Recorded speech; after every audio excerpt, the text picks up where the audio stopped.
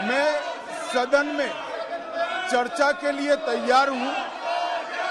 मुझे मालूम नहीं है कि विपक्ष क्यों चर्चा करने देना नहीं चाहता। मेरा विपक्ष के नेता को आग्रह है कि चर्चा होने दे।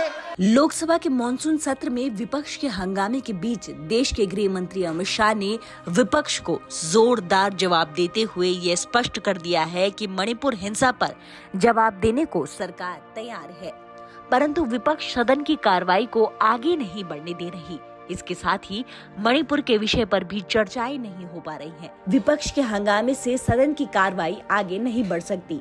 यदि सदन में किसी भी विषय पर चर्चा करनी है तो संयम और शांति के साथ सदन की कार्रवाई को आगे बढ़ाना होगा। इसी के साथ अमित शाह भी मणिपुर विषय पर जवाब देने के लिए पूर्णतः तैयार दिखे।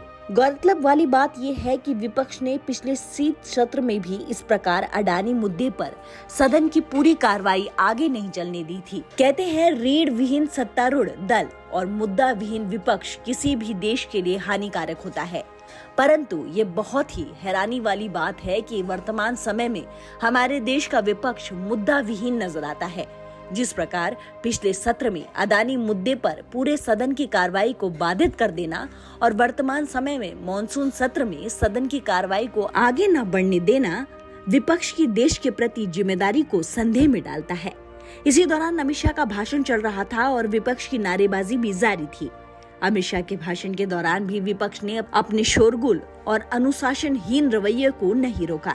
ऐसी गहमागहमी और हंगामे के बीच सदन की आगे की कार्रवाई को कल तक के लिए स्थगित कर दिया गया, परंतु अमित शाह के इस भाषण से ये स्पष्ट हो जाता है कि पक्ष अपनी जवाबदेही और विपक्ष के सभी सवालों के उत्तर से पीछे नहीं हटा है।